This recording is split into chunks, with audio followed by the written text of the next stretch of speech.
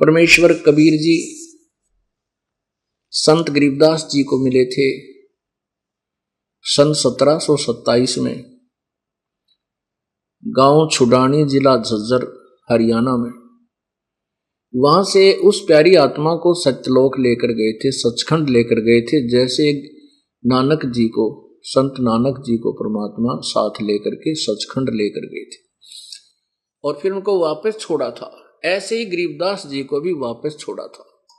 जब ऊपर के सभी ब्रह्मांडों को तथा सभी भगवानों को देख करके और सचखंड में सतपुरुष कबीर रूप में देख करके वो महान आत्मा वापस आई, उसके बाद उन्होंने परमात्मा के द्वारा दिया हुआ ज्ञान ये लिपिबद्ध करवाया, जो दास आपको पढ़ के सुना रहा है। क्या बताते हैं कि ये सौदा फिरना ही संतो, यो सौदा फिरना ही, ये लोहे जैसा ताव जात है काया देश राही। ये मनुष्य जीवन आपका ऐसे समझो जैसे कारीगर होता है, मैकेनिक होता है, लोहार होता है। वो क्या करता है कि लोहे से कोई चीज बनाता है, जैसे आजकल तो फैक्ट्रियां लगी, इंडस्ट्रीज बन गई है जिनमें ये गिलास, थाली, कटोरे, चम्मच, छोटे छोटे नट बोल्ट ये बनाए जाते हैं। तो ये जो छोटे मोटे जो आइटम बनाए जाते हैं लोहे से, उसको पहले गर्म किया जाता है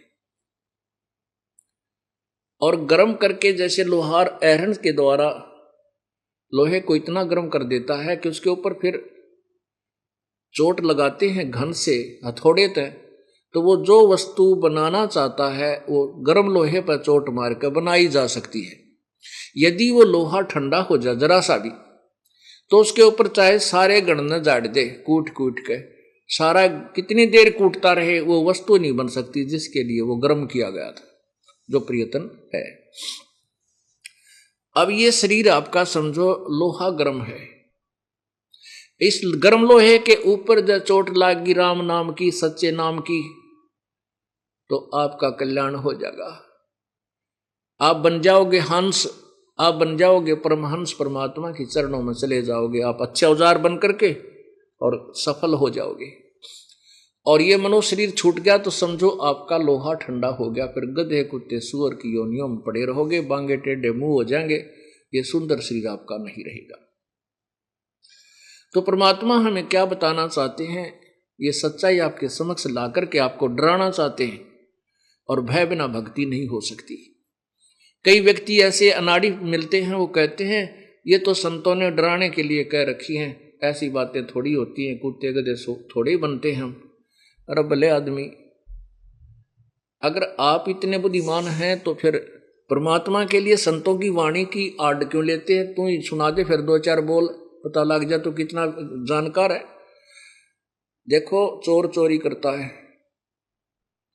उसको समझाया जाता है, सच्चाई बताई जाती है, चोरी ना करे भाई, तू पकड़ा जाएगा, तेरी पिटाई होगी, काला मुंह करेंगे, गांव में डालेंगे और सजा हो जाएगी, कैद में चाकी पीसेगा।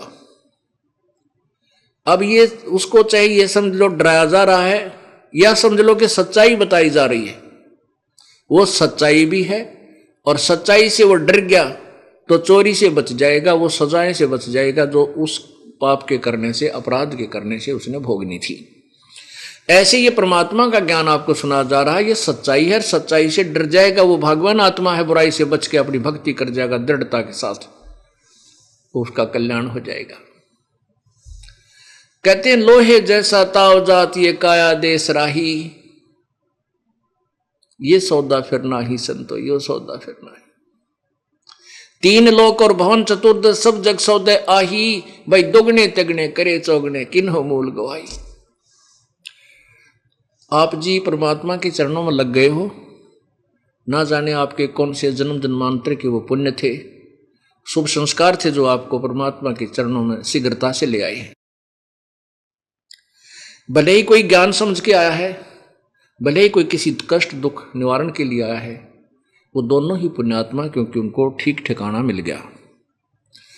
अब यहां आते ही कष्ट भी दूर होगा और जिनको भगवान चाहिए वो मार्ग भी यथार्थ मिलेगा। जो जिनके कोई तकलीफ नहीं है, कोई कष्ट नहीं है, घर में सुख भी है, उनको भगवान की चाह है तो भगवान का मार्ग मिल गया है। और जिनके ऊपर आपत्तियां हैं, ये पूर्ण परमात्मा है। वेद भी गवाही देते हैं कि इस परमात्मा, कबीर परमेश्वर की डिक्शनरी में इम्पॉसिबल वर्ड नहीं है, कबीर परमेश्वर की शब्द कोश में असंभव शब्द नहीं है। तो ये वो भगवान है जो हमारे पाप कर्मों को क्रॉस कर सकता है, कैंसिल कर सकता है। और कोई भगवान, ना ब्रह्मा, ना विष्णु, ना शिव, ना ब्रह्म, ना परब्रह्म, ना ये दुर्गा देवी देवता, कोई भी कर्म के दंड को, संस्कार को, प्रारब्ध को चेंज नहीं कर सकते, परिवर्तन नहीं कर सकते।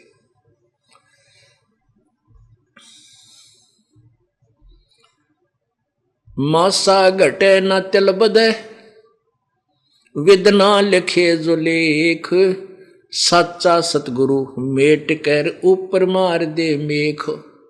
फॉर एवर खत्म कर दे, मेघ मार देना, फॉर एवर सदा के लिए उनको नष्ट कर देता है। जब ही सतनाम हृदय धरो, भयो पाप को नासी, जैसे चिंगारी अग्नि की भाई पड़े पुराने घासे।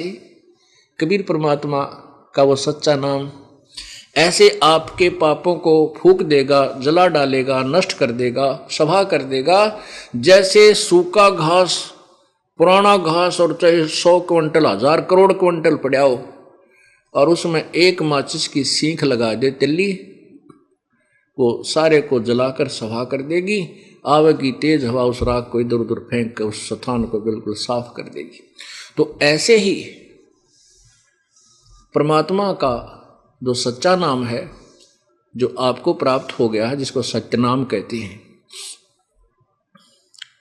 हृदय, जब ही सत्यनाम हृदय धरो, हृदय धरण का मतलब है सच्ची श्रद्धा से, तड़फ के साथ जब इसका जाप शुरू हो जाएगा, उसी समय आपके जन्म जन्मांतर के पाप कर्मों का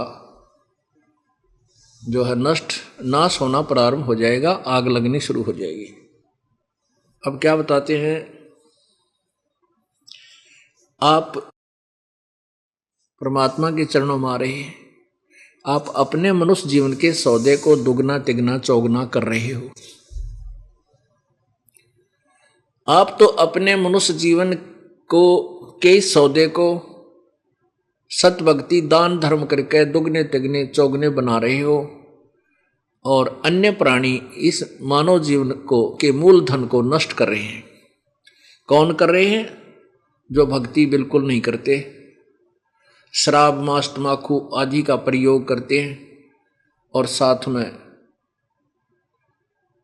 केवल धन जोड़ने की ही विधि पर दिन रात विचार करते रहते हैं। प्रभु की तरफ उनका कोई लगाव नहीं है वो।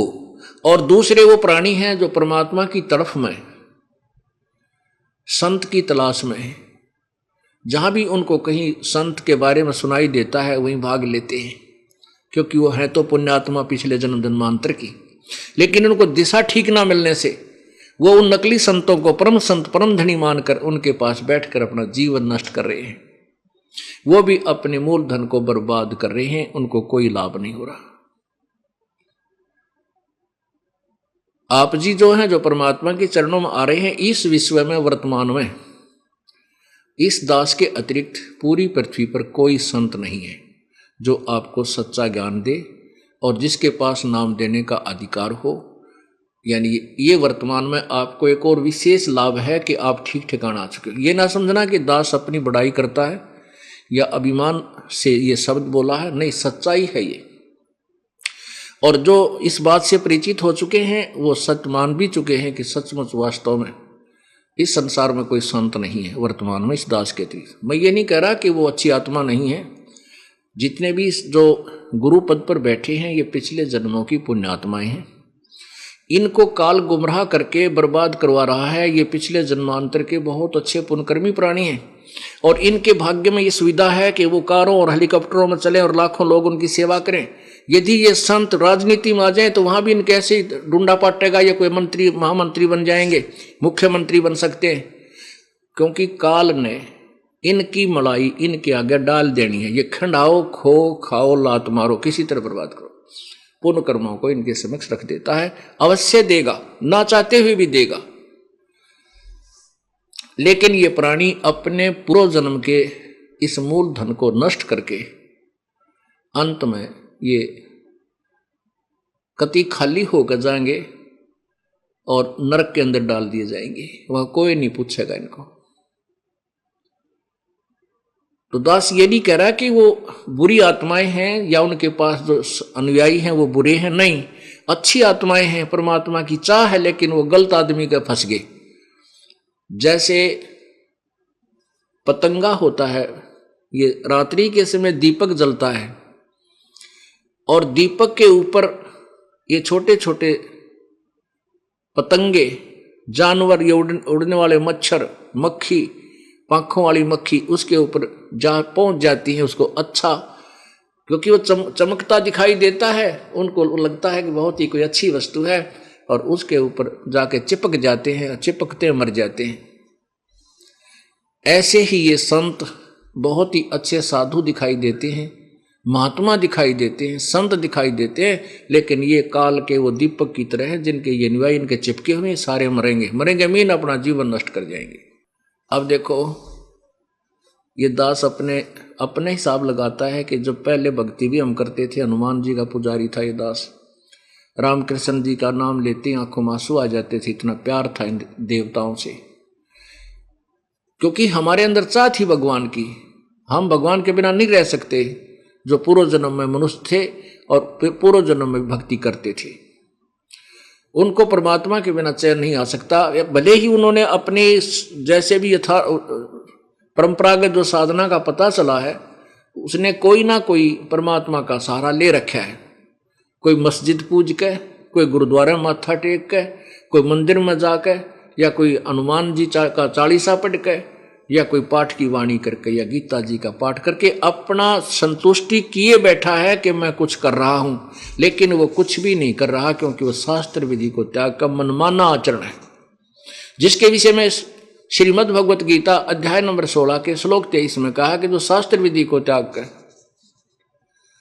मनमाना आचरण, अपनी मनमानी पूजा करते हैं, उनको ना तो कोई सुख हो, ना उनकी गति हो, ना उनका कोई कार्य सिद्ध हो, कोई सिद्धि भी नहीं हो सकती, अर्थात यूजलेस। तो वो साधनाएं हमारी बेकार थी।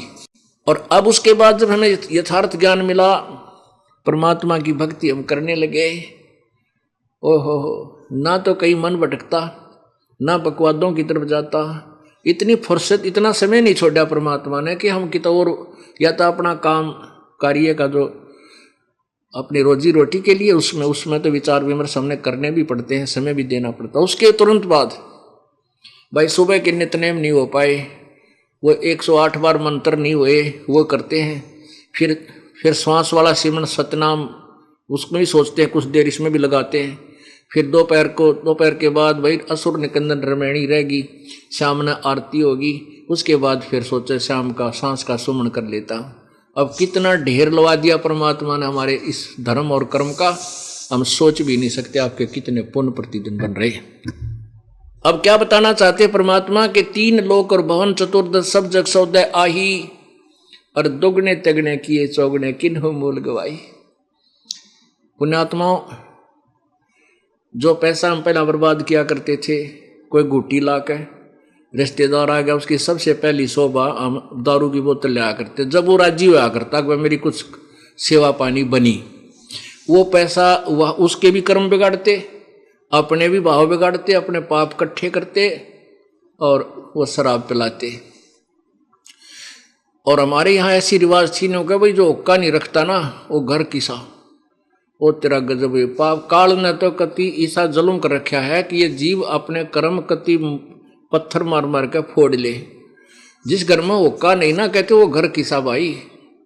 तो रिश्तेदार आया करते थे, हम छोटे थे, क्योंकि लाइए रे भर के तेरा फूफा रहे, अब फूफा तो नरक में जा, अकेला मारी और व्यवस्था करवा दी उसने, हम चलम भर के देते।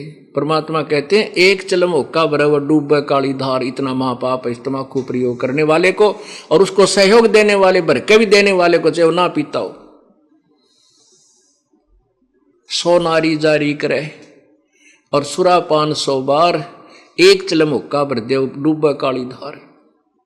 पर द्वारा स्त्री का खोले 70 दिन अंधा हो डोले।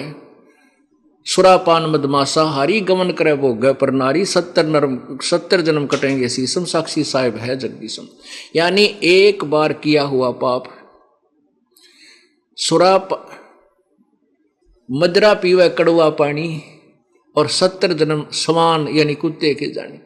एक बार शराब पीने वाले के 70 जन्म कंटिन्यूस कुत्ते के होंगे। वो तरह गजब, इतना घोर पाप बनता है। क्योंकि ये कड़वा पानी पीवे फिर क्या पीवा, गंदे नाले का पानी पिया करेगा कि तो और पानी ना मिला जब इसको।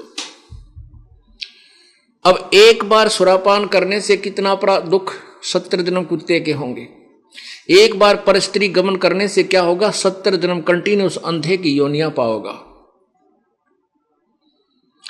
और उसकी तुलना में क्या बताते हैं, 100 नारी जारी करे सुरापान 100 बार, हो और एक चलम होका भर दे डूबे काली धार।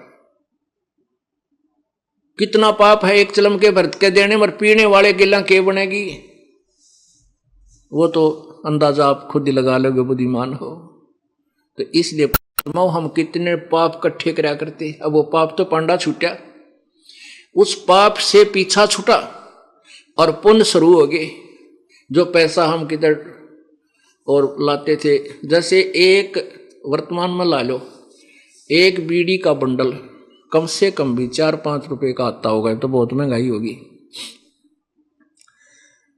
और दिन में कई तनों कहते थे 2 तो 22 के बंडल पी जाया करता और 1 सिगरेट की डिब्बी ने लोहा लाया करता। और तरह का डेली क्यों, कुछ आप पीता कुछ दूसरे मित्र आ जाते ले ला ले। यानी रोजाना का 50 रुपये 40 रुपये का दंड कराया करता है। और शराब पीने का तो एस्टिमेट नहीं लगा सकते हो कितना नाश करे दिन में। एक बार शुरू हो गया था सांझ 500 रुपये की पी जा। तो ऐसे हम धन व्यर्थ करते थे, समय बर्बाद करते थे, कितना ताश खेल कर, सिनेमा देख कर, कितना राजनीति के गप्पे मार के। अब उस समय का हम सदुपयोग करते हैं, बाकी काम तो हम कर ही रहे हैं। अपना जो कर्तव्य कर्म है वो तो हमने करना ही है। उस बचे हुए शेष समय को और बचे हुए उस बर्बाद व्यर्थ जो करते थे उस धन को हम दान करते हैं। और जो हमारा समय बकवादों में जावक था उससे हम भगवान बचते हैं। बस इतना सा काम किया है, वही समय है, वही काम है। अब इसके अंदर कितना परिवर्तन हो गया, हमारे कितने पुण्य बन गए। आप ये समझ लो कि जो अन्य प्राणी तो नीचे को जा रहे हैं और आप ऊपर को जा रहे हैं, उनकी स्पीड ऐसे है, आपकी ऐसे है। आपका और उनका कुछ दिनों में दिन और रात का अंतर हो जाएगा। आप इतने पुण्यकर्मी और आपके घरों में इतने सुख हो जाएंगे। और ये जनता देख लेना, लास्ट में इनकी ऐसी बिरान माटी होगी, सब जगह धक्के खा लेंगे। जो पूजाएं करते हो तो काम आन की सह को नहीं, उनसे वो थक लेंगे, लौट लेंगे, पिट लेंगे, फिर आओगे यहाँ पर। और फिर सुख तो यही होना है इस पृथ्वी की, तो और ठिकाना को नहीं। ये सत्कर मान लेना, क्योंकि कबीर परमेश्वर के बिना हमारा कोई साथी नहीं, हमारा भगवान हमारा मालिक नहीं है। और वही परमात्मा परम शक्ति है जो हमारे पाप कर्मों को नष्ट कर सकता है। और पाप कर्म नष्ट हुए बिना सुख नहीं हो सकता। जब तक प्राणी के पुण्य चल रहे हैं, इतने वो कितने बकवाद गढ़ले, कितने पाप करे, क्योंकि उसके पुण्य पूर्व जन्म वाले चल रहे हैं। और जिस दिन वो पुण्य समाप्त हो जाएंगे और पापों का जो दौर शुरू होगा, उसकी वाह बिरान माटी होगी, याद रखेगा। बहुत प्रमाण है देने को। एक एमएलए बना, उसके पास इतनी माया थी, कहते हैं उसकी छत के ऊपर फर्स्ट फ्लोर पे ट्रक चला जाता था, लोडेड ट्रक ने ऊपर, इतना मजबूत उसने लेंटर डाल रखे थे और कनिए माया थी। आखिर में उसी की लड़की और दामाद ने कत्लेआम कर दिया, पूरा परिवार नष्ट कर दिया। अब चाट ले उस माया ने।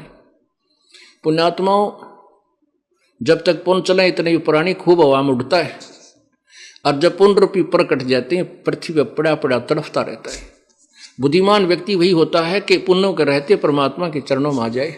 वो भी अच्छी आत्मा है जो पुण्य क्षीण हो गए, पाप शुरू हो गए, तो भी मालिक की तलाश करनी शुरू कर दे, तो कहीं ना कहीं कोई रास्ता उसको मिल जाता है और परमात्मा मिल जाता है। फिर भी स्टार्ट हो जाते हैं, कोई दिक्कत नहीं।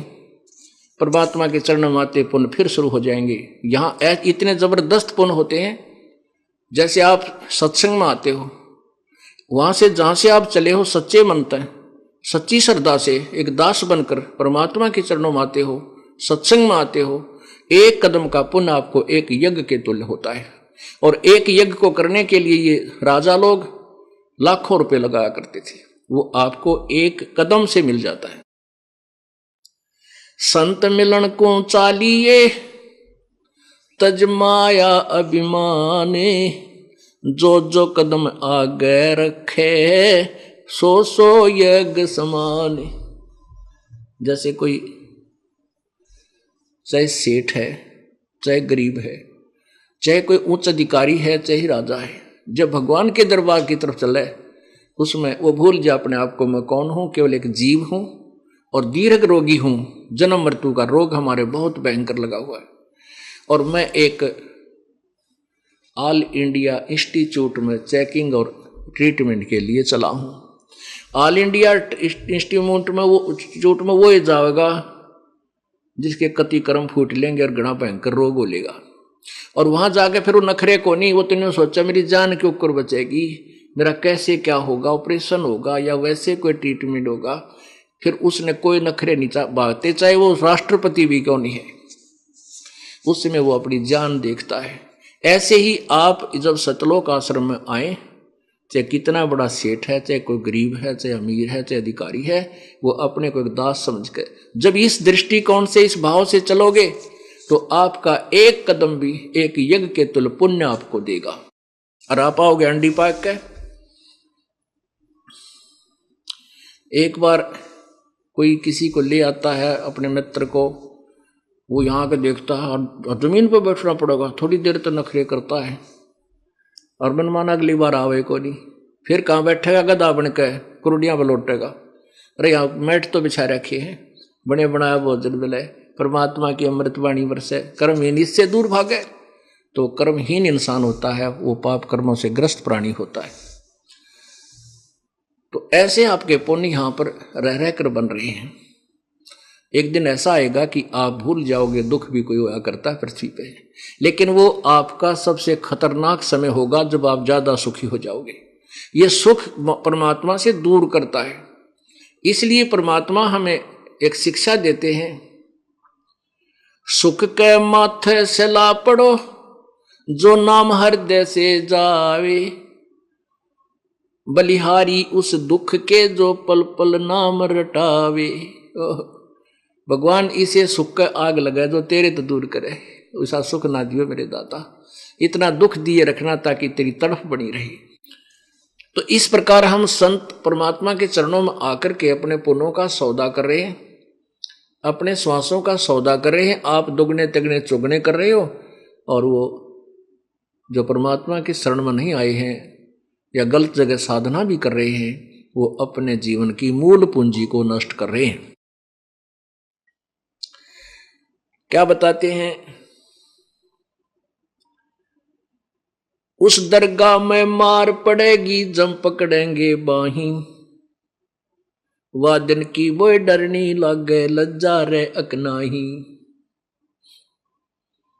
उस दरबार में, सच्चे दरबार में, चाहे राष्ट्रपति हो, चाहे मुख्यमंत्री हो, और चाहे हमारे जैसा कंगाल गरीब आदमी हो, यदि जिसने भक्ति नहीं कर रखी, यम के दूत बाँ पकड़ के ले जाएंगे, यहां से बाँ मरोड़ के ले जाएंगे और वहां घेर के कुटेंगे इनको।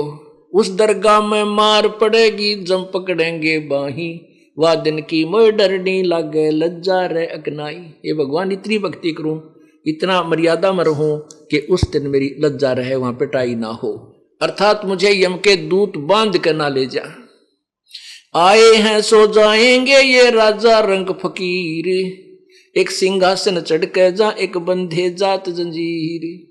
मृत्यु तो सबकी होगी, राजा की भी होगी, हमारे जैसे गरीब की भी होगी, लेकिन जो भक्ति सत्य कर रहा है उसको भगवान विमान में बैठा कर आदर सत्कार से सिंहासन पर बैठा कर ले जाएगा, और जो भक्ति नहीं करते उसके यम के दूत पकड़ के ले जाएंगे और यहीं से गढ़न लगेंगे उसको।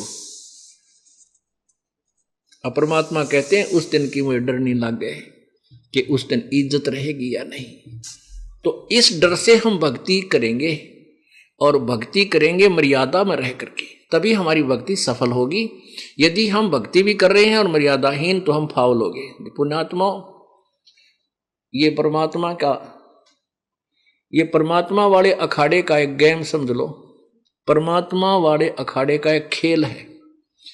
अब जैसे कोई भी भक्ति आप करते हो किसी भी देव की या भगवान की, मर्यादा से करनी होगी।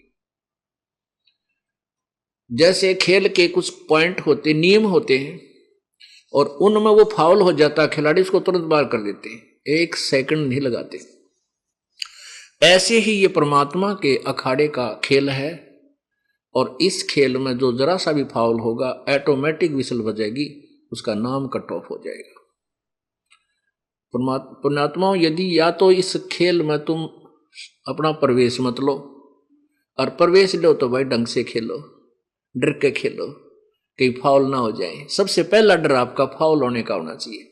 जो मर्यादा आपको बताई जाती है इनको मत तोड़ना आप, जो हम नियम आपको देते हैं इनको खंड मत करना, आप नाम खंडित मत करना। अब फिर देखना आपके घर में कितना सुख होता है। लेकिन हमारे सामने क्या समस्या सबसे ज्यादा आई है कि हमारी संख्या कम है, एक परिवार में एक सदस्य इस ज्ञान को सुनने आता है, उसको ज्ञान समझ में आ जाता है, अब वो उपदेश ले लेता है। घर के अन्य 10 सदस्य आन उपासना में आरूढ़ हैं, अब उस प्यारी आत्मा के नियम को वो चलने नहीं देते। किस कहीं ना कहीं ये काल कोई ना लोक लाज बना के, मजबूरी बना के उसके नियम को खंड करवा देता है।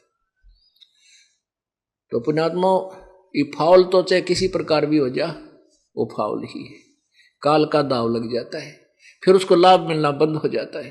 तो बेचारा वो लग भी रहा है, भक्ति भी कर रहा है, फिर भी कहता जी मुझे कोई विशेष लाभ नहीं हो रहा। मुझे पता है कि इसकी श्रद्धा भी खूब बेचारे की, लेकिन ये किसी ना किसी कारण से मर्यादाहीन हो चुका। उसको कहता हूं भाई नाम दोबारा ले ले। इसका यही तरीका है अभी तो कि हम दोबारा नाम देते हैं ताकि ये फिर सुचारू हो जाए, कनेक्शन दे देते हैं भगवान का, प्रार्थना करते हैं प्रभु बालक है आपका, बच्चा है, बच्ची है आपकी, और बहुत पुण्य खाड़े में पा गया यूं, क्योंकि सारा देश उलट हमारे थे, अब आप ही दया करोगे जब बात बनेगी। तो धीरे धीरे क्या होता, परमात्मा 1-2 सदस्य को और सहयोगी बना देता है, तब उस घर में कुछ क्रिया ठीक चलती है। उसके बाद उस घर में उभारा दिखने लगे। यदि आप सत्कर्म मानना, आज नाम ले लो, आपको किसी प्रकार की आपत्ति हो, घर में संकट हो, या आपका किसी प्रकार का रोग हो, जब ना तुरंत ठीक हो जाए तो मैं संताई छोड़ दूंगा। लेकिन हम गलतियां इतनी कर देते हैं, ना चाहते हुए हो जाती है,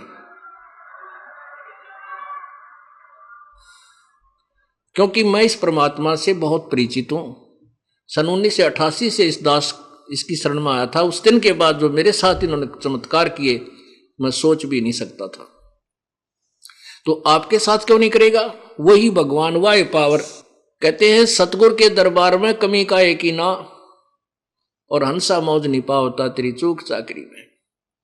इस सच्चे दरबार में किसी वस्तु की कमी नहीं रहेगी। और तुझे परमात्मा आपके ऊपर मौज नहीं बख्श पा रहे हैं, तेरी कोई सेवा में कमी है, तेरी चाकरी में कमी है, तेरी कोई मर्यादा में त्रुटि है। अब ये जो नियम आपको फार्म के पीछे लिखकर दिए हैं, इनको जरूर पढ़ा करो। शुरू में दूसरा नाम लेने से पहले तो कई बार पढ़ा करो इस पीछे क्या लिख रखा है। आप या ना पढ़ सकते, किसी बालक तो पढ़वा ले। और इसकी विस्तृत जानकारी हमने भक्ति सौदागर को संदेश प्रथम भाग में प्रारंभ में लिखी हुई है, ताकि आप इस नियम से पूर्ण परिचित रहो और मार ना खाओ। अब जैसे हम आपको स्वाभाविक कहते हैं ये नहीं करना, वो नहीं करना, देवी देवताओं की पूजा नहीं करना। देखो, हम देवी देवताओं के विरोधी नहीं हैं। ब्रह्मा विष्णु महेश भी देवी देवताओं में आते हैं, अन्य देवताओं में। ये इस संसार रूपी वृक्ष की टहनी है, तीनों टहनी, और जड़ पूर्ण परमात्मा है। तो हम कोई पौधा आम का बीजेंगे तो जड़ की पूजा करेंगे, जड़ को मिट्टी में डालेंगे तो हम उसको सफल कर पाएंगे। हम ठीक प्रयत्न कर रहे हैं, अन्यथा हम उल्ट कर रहे हैं। अब देखिएगा, जैसे आप कोई आम का पौधा लाए नर्सरी तक, उसको कैसे बीजा जाता है, उसको ऐसे लगाया जाता है, उसको नीचे को मिट्टी में या गमले में जड़, उसकी जड़ें गाड़ दी जाती हैं और उस जड़ में सिंचाई की जाती है, जड़ की पूजा की जाती है। तो उस जड़ से फिर खुराक चलती है तना में, तना से इस मोटी डार में, डार से इन शाखाओं में। इन शाखाओं का फिर फल लगेंगे। ये देवी देवता है। अक्षर पुरुष एक पेड़ है, ये समझो इसको एक अक्षर पुरुष, ये पूरा बाहर दिखाई देता है, इसको एक पेड़ बोलते हैं। इस पेड़ का जो तना है ये अक्षर पुरुष है, परब्रह्म है। और ये मोटी डार निकली, ये क्षर पुरुष यानी ब्रह्म है। और ब्रह्म के आगे यानी क्षर पुरुष डार के आगे 3 शाखाएं हैं छोटी। ये रजगुण ब्रह्मा, सतगुण रसगुण ब्रह्मा, सतगुण विष्णु, तमगुण शिव जी है। अब हम पूजा करेंगे इस जड़ की यानी पूर्ण परमात्मा कबीर जी की। तो यहां से खुराक चलेगी, हमारा संस्कार बनकर जाएगा परब्रह्म से ब्रह्म, ब्रह्म से ब्रह्मा विष्णु महेश के पास। तो ये हमें न चाहते हुए इन टहनियों का फल लगेंगे, क्योंकि हमने सेवा कर दी उस जड़ की, इसने वहां भेज दी खुराक। ऐसे ही हम पूर्ण परमात्मा की भक्ति करेंगे तो इस भक्ति से हमें संस्कार बनेंगे और ब्रह्मा विष्णु महेश हमें इनका फल देंगे ही देंगे, अवश्य ही देंगे, ये रोक नहीं सकते। अब हम इन देवी देवताओं के विरोधी नहीं हैं, लेकिन हम क्या कर रहे हैं, हम इस चीज के विरोधी हैं कि आपने संसार रूपी पौधे को, आम के पौधे को उल्टा बीज दिया, भक्ति रूपी पौधे को। आप टहनियों को तो नीचे जमीन में गाड़ ली, इनकी पूजा शुरू कर दी, जड़ छोड़ दी, जड़ ऊपर कर दी। आपका भक्ति रूपी पौधा नष्ट हो रहा है, ये सफल नहीं होगा। अब दास ये कहता है कि आप केवल ऐसे करो, ऐसे कर लो इसको, बस दैट्स ऑल। ये देवता भी हमारे साथ हैं, ये फल भी देंगे। ये जब देंगे जब हम ऐसे पूजा करेंगे, इस परम पिता की पूजा करेंगे, पूर्ण परमात्मा की। तो इसकी साधना ना करने से हम अपने जीवन को व्यर्थ कर रहे हैं। शास्त्रीय शास्त्र विधि अनुसार साधना, तो जैसे हम जो कहते हैं आप उस तरह करोगे तो आप सफल होगे। हम कहते हैं देवी देवताओं की पूजा ना करके पूर्ण परमात्मा की भक्ति करो जिससे तुम्हें लाभ हो, यानी इस भक्ति रूपी इस पौधे को आप सीधा बीजो। परमात्मा कहते हैं माई मसाणी सेड शीतला भैरो भूत हनुमंत, साहेब से नारार है जो इनको पूजंत। परमात्मा क्या कहते हैं कि जो इन शीतला माता की, अन्य माताओं की और ये भैरव भूत हनुमान आदि की जो पूजा करते हैं, इनसे भगवान 100 कोस होता है। देवी देव ठाडे भये हमको ठोर बताओ। कबीर परमेश्वर कहते हैं जो मेरी शरण में आ जाता है, फिर ये देवी देवता मेरे पास आते हैं कि जो आपकी पूजा कर रहे हैं वो हमें नहीं पूछ रहे हैं, हमारी पूजाएं नहीं कर रहे हैं, हमें ठोर बताओ हम कहाँ जाएं। कबीर परमेश्वर उनको कहता है कि जो मुझको पूजे नहीं उनको लूटो खाओ। जो मेरी पूजा नहीं करते तुम उनको लूटो खाओ, उन पर बरवाओ पिंड और दरवाओ 5 लत्ते, जो भी बकवाद करनी वहां करो, लेकिन मेरी जिसने उपदेश ले लिया उसके निकट तुम मत चले जाना। अब हम क्या बताते हैं कि ये मर्यादा आपने रखनी होगी। आप नियम तोड़ देते हो, नो सोचो हो के फर्क पड़ा है, के फर्क पड़ा है, एक होका भर दूं, के फर्क पड़ा है, एक दिन घर के भी राजी हो जाएंगे और श्याम जी भी पूज जाऊंगा। अरे तेरा गजब, हम बड़ी पूछ से रोज बताने लग रही है नहीं पूजने नहीं पूजने, इनकी कति देखना भी जिनकी तरफ, ये पूज के छकना लिया, बिरान माटी करवा रखी, सारा नाश होया पड़ा, फिर भी के एक दिन और पूज लिया। तो इससे प्रभु रुष्ट हो जाता है।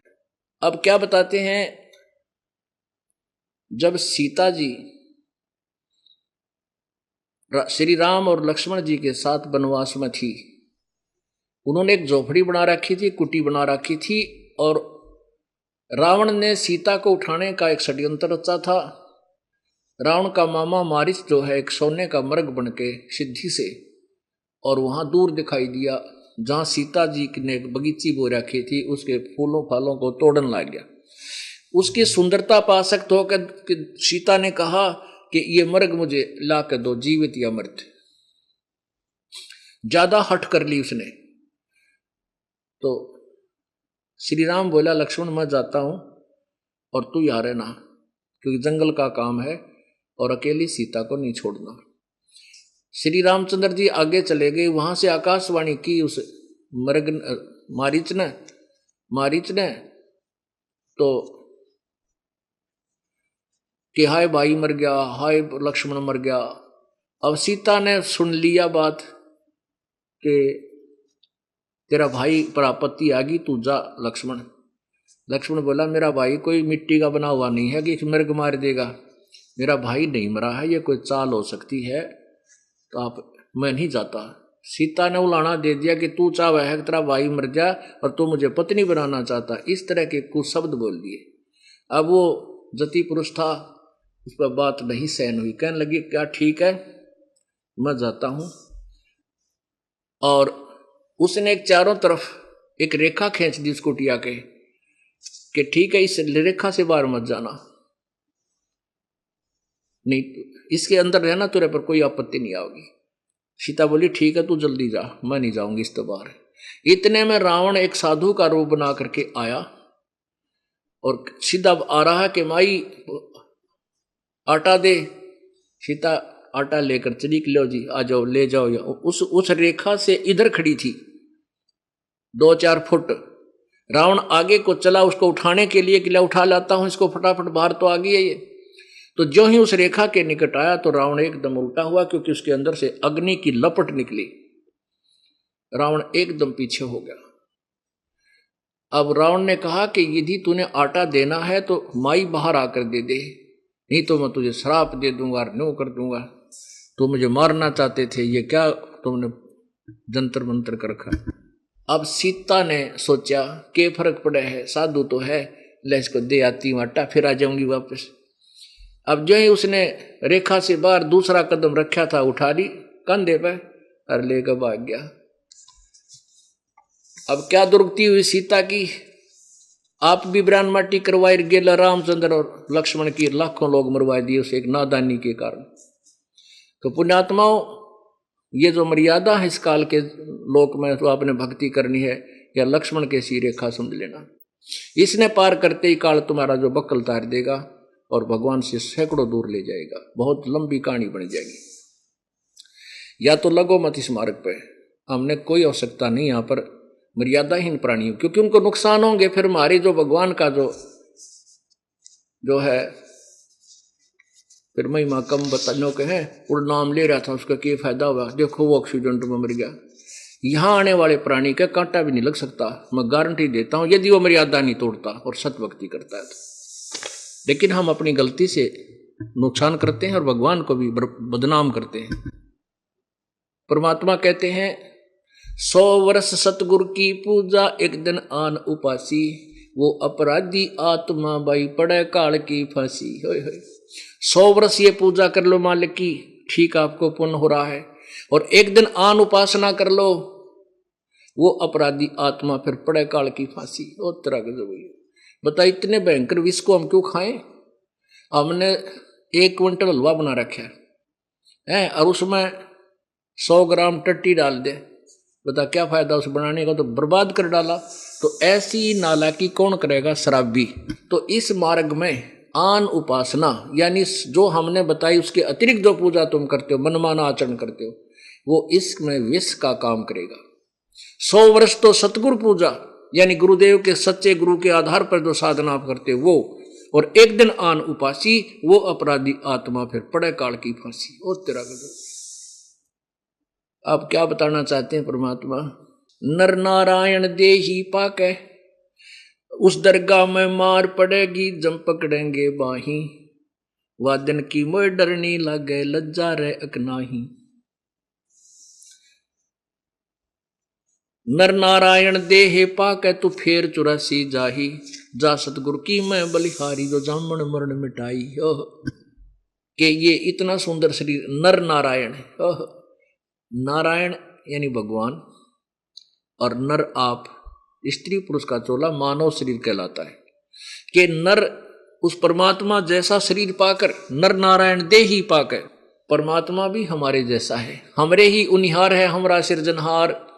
अभी तक हमने निराकार है निराकार की गाटा जोड़ रखा था। भगवान तो वहां सतलोक में प्रकाश ही प्रकाश है, चेतन ही चेतन है। हम टिंडे लेंगे जहां भगवान ने कोई नहीं, प्रकाश से प्रकाश है। सूरज का देख लें दिन में, और बैटरी चसा लेंगे, देखना आती है बहुत प्रकाश है। तो हमने तो भगवान की तलाश है। भगवान साकार है, मनुष्य सदृश्य है, अंतर इतना है कि उनके शरीर का जो तेज नूर शक्ति वो हमारे से असंख्य गुना ज्यादा है। हमारा भी वहां पर नूरी शरीर है, ऐसा ही वह माहौल है, ऐसा ही सृष्टि है, सब कुछ ऐसा ही है। लेकिन यहाँ मिट्टी का है, समझो 5 तत्वों से बना हुआ, वहां नूरी शरीर है, वहां का सोने का समझो शरीर है, वो नष्ट नहीं होता। कहते नर नारायण देहि पाके तो फिर 84 जा। इतना सुंदर शरीर जिसमें बुद्धि दी भगवान ने, सुंदर आहार दे रखा, गर्मी सर्दी से बचने के लिए मकान बना ले, झोंपड़ी डाल ले, हैं, अपनी भक्ति कर भाई। इन आपदाओं से बचने के लिए आपको बुद्धि दी है प्रभु ने कि कुछ व्यवस्था कर ले, समय पर आहार मिल जाता है। कोई शरीर में दुख होता है तो उसका ट्रीटमेंट करवाया जा सकता है। फिर कुछ दिन भक्ति करने के बाद आपके सारे दुख वैसे ही नष्ट होने लग जाएंगे, आपदा आएंगी नहीं। जब लग हंसा हमरी आना, काड़ लगे ना तेरा बाणा। जब तक हंस यानी मेरी पुण्यात्मा मेरी मर्यादा में रहेगी, काल तेरा तीर मेरे हंस पर नहीं लग सकता।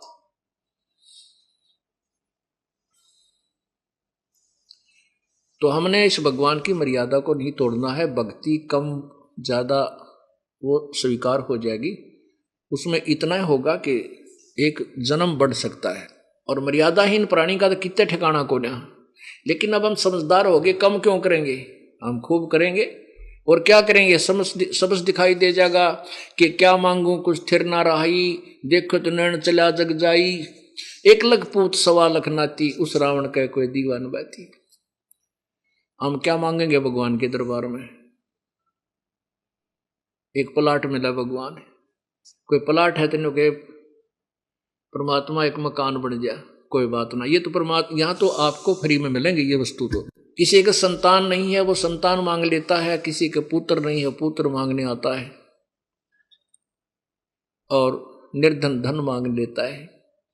परमात्मा जब आपको ज्ञान हो जाएगा, परमात्मा कहेंगे भाई आपको ज्ञान हो जाएगा कि के मांगू कुछ स्थिर ना रहाई, देखत नैन चला जग जाई। आंखों के सामने दुनिया जा रही है, करोड़पति अरबपति ना जाने कितने एक्सीडेंट के अंदर मृत्यु होकर के और वहीं समाप्त हो जाते हैं, वो धरा रह जाता सारा धन।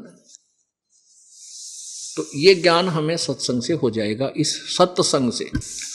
ये सत्संग है जो आपको सुनाया जा रहा है, बाकी इस पृथ्वी पर कोई सत्संग नहीं है। आप इसको चाहे सत्य मानना या इस दास का अभिमान मानना, ये आपकी अपनी सोच होगी, लेकिन अभिमान नहीं, ये सच्चाई बता रहा हूं। सत्संग नहीं है कहीं पर भी। उआबाई बकते हैं, आपको दिखाएंगे इन महापुरुषों के सोच विचार, कह का भी नहीं पता इनको भगवान के बारे में, और करोड़ों लोगों को गुमराह किए बैठे। तो आपको जब ज्ञान हो जाएगा, आप क्या मांगोगे फिर। एक समय ये दास पंजाब के अंदर सत्संग करने जाता था। जब हमारे गुरुजी सतलोक चले गए थे, उसके बाद वहां की संगत की प्रार्थना से एक संडे, सेकंड संडे हम वहां सत्संग करने जाते थे। वहां कहाँ, तलवंडी भाई जिला फिरोजपुर में हमारे गुरुदेव का एक आश्रम है। तो हम संडे को सत्संग करने जाते थे। हम शनिवार को पहुंच जाते थे या संडे को रात को वहां पहुंच जाते थे किसी प्रकार। तो वहां एक हमारे गुरुदेव के जो शिष्य थे, उनका कोई रिलेटिव आया था। वहां को बुढ़िया मर गई थी, उसके लिए वो आए थे शुक्रवार को। बुढ़िया के जो ना शोक व्यक्त करने। तो हमारे उन सेवकों ने कहा कि आप रुक जाओ, आज शनिवार है, क्यों शनिवार को 12-1 बजे ही चलने लगे, 2-3 बजे से। आप यहाँ आज रुको, कल सत्संग सुनकर चले जाना। उन्होंने कहा कि नहीं, हमने चंडीगढ़ पहुंचना है और वहां एक पार्टी आवेगी, उस पार्टी से हमारा एक अनुबंध होना है, कंट्रैक्ट होना है, जिसमें मुझे 5 लाख रुपए का बेनिफिट होगा, और वो 1 बजे आएगी कल। उसके आने से पहले उनकी खातिर के लिए, उनके सेवा के लिए कुछ व्यवस्था करनी है। वो हमारे भक्तों ने बाद में बता रहे थे ये घटना जो मैं दास को आपको बता रहा हूँ। तो उन्होंने कहते हैं हमने उनको बहुत कहा आप आज रुक जाओ, रात तो काटनी है। सुबह 9 बजे 10 सत्संग शुरू होगा, 11 बजे 10:30 बजे समाप्त हो जाता है। आप आहार करके चले जाओगे तो भी 2 बजे तक पहुंच जाओगे, 1 घंटे में क्या बिजली पड़े। वो नहीं माने कति, बोले आपको क्या पता, आप तो अपनी मार रहे हो, मेरा बहुत नुकसान हो जाएगा। वो चल पड़े, शाम न चले थे। वहां अम्बाले के पास आकर के एक बजरी से भरा हुआ ट्रक खड़ा था, जिसके पिछले व्हील काट रखे थे और जैक ला रखा था।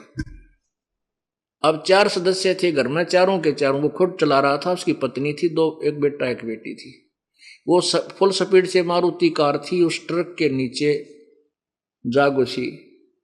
वो जैक भी हट गया, पूरा लोडेड ट्रक उस मारुति कार के। प्रथम तो एक्सीडेंट ट्रक में मर गए होंगे वह, बाकी रही खई कसर उसने, वो ट्रक पड़ गया ऊपर, चारों के चारों वहीं कचूमर निकल गया। अब चाट ले उस 5 लाख रुपया ने, सर पे धर कर नाच ले। अब परमात्मा कहते हैं राम नाम कड़ुआ लाग गए, मीठे लाग गए दाम, और दुविधा में दोनों गए, माया मिली ना राम। तो पुण्यात्माओं फिर आपको ये समझ में आने लग जाएगा, क्या मांगू कुछ थिर ना रहाई, देखत नैन चला जग जाई, 1 लाख पूत 1.25 लाख नाती, उस रावण के आज दीवान बाती। रावण का कहते सारे सोने की लंका होती, रावण से रणधीरम,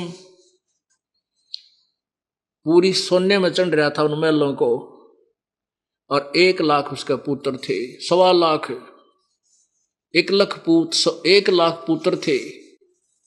और फिर आज उसका नाम लेने वाला भी कोई ना कोई, दीपक जलाने वाला भी, उसका वो लाख भी नष्ट हो गए। इन सबको काल खा गया। और यहां हम जो मांगते हैं, हम 1 मांग लेंगे पुत्र, 2 मांग लेंगे, तो उनसे क्या होगा। पर देखो परमात्मा, अब हम परमात्मा के हॉस्पिटल में आ गए। पुण्यात्माओं, इस ज्ञान को हर तरह से सोचना, तोलना, यदि आपने भक्ति सफल करनी है। हम हैं ऑपरेशन थिएटर में आगे, हम यहाँ भयंकर रोग कटवाने, हमारे जन्म और मृत्यु का दीर्घ रोग लगा हुआ है, और इसका ट्रीटमेंट इसी सतलोक आश्रम में, क्रोथा और बुरवाला में ही हो पाओगा, और कितना नहीं, यानी जहां भी ये दास रहेगा वहीं पर। और जब हम डॉक्टर के पास पहुंच जाते हैं तो फिर मरीज की नहीं चलती वहां पर, रोगी की नहीं चलेगी, डॉक्टर की चलेगी। उसका उद्देश्य ये होगा कि इसको किस प्रकार बचाना है। डॉक्टर, अब मरीज तो पता नहीं क्या क्या वस्तु मांग लेता, मुझे वो खाने की दे दे, मुझे वो खाने की दे। शुगर के मरीज ने चीनी क्यों कर दे, बिल्कुल नहीं अलाउड करेगा डॉक्टर, तो करे नहीं, मरना तो जा खा ले, की तो जाकर चाहे 1 बोरी खा ले हमारी तरफ से। तो आप यहाँ उद्देश्य ये ले, पहले तो आओगे रोग कटवान, कोई बात ना, 1-2 दुखता आपके परमात्मा अपने कोटे दूर करेगा।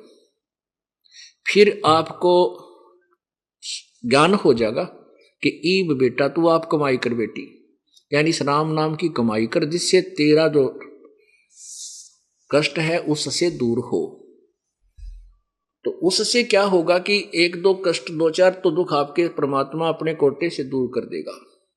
फिर आपको लालच पड़ेगा कि मैं भक्ति करूं, मोक्ष करूं, करवाऊं। क्यों आपको इसलिए बार बार बुलाया जाता है, दास प्रार्थना करता जो प्रथम बार नाम लेके जाता है, कम से कम कंटिन्यूस 12 सत्संग अवश्य सुने, महीने में 1 बार 3 दिन छुट्टी अवश्य ले ले, कोशिश करें।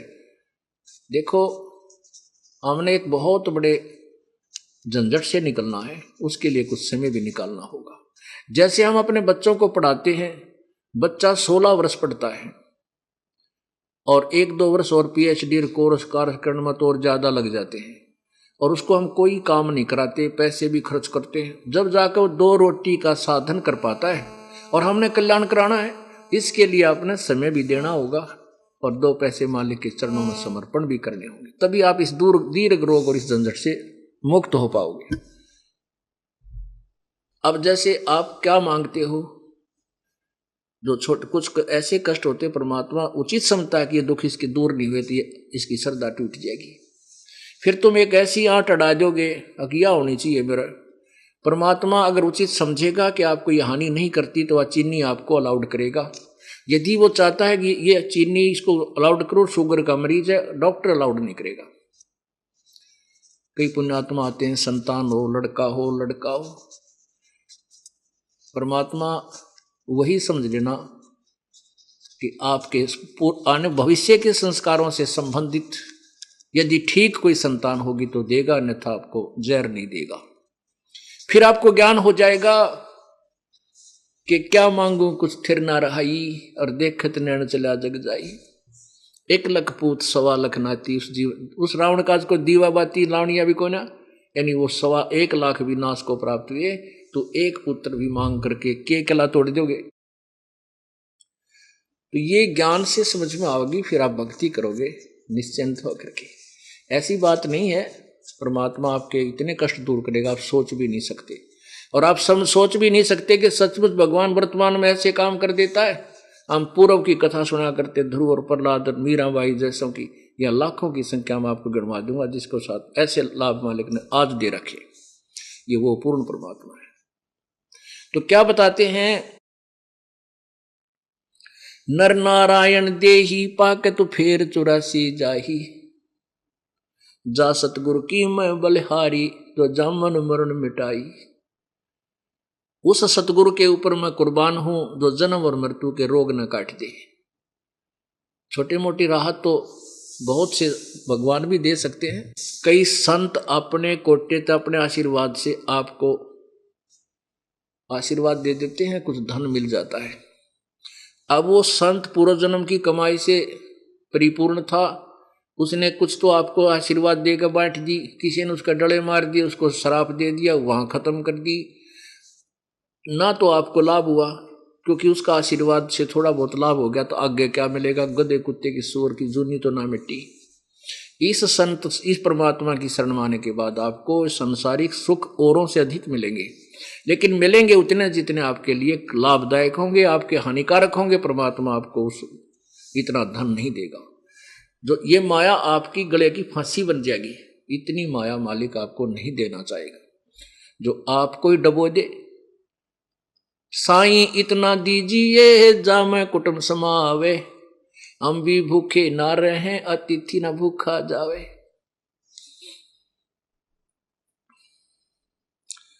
कि परमात्मा इतना दीजिए जिसमें हमारा परिवार का गुजारा हो जाए, हमने भी समय पर रोटी मिल जाए, कोई अतिथि आ जाए वो भी छक के भोजन पास के, अर्थात हमारा निर्वाह हो, इतना देते रहना, अधिक की आवश्यकता नहीं। आप सत्कर मानना, परमात्मा की जो वाणी है वो सच्ची है, लेकिन हम उसे लाभ नहीं प्राप्त कर पा रहे हैं हमारी चूक चाकरी में।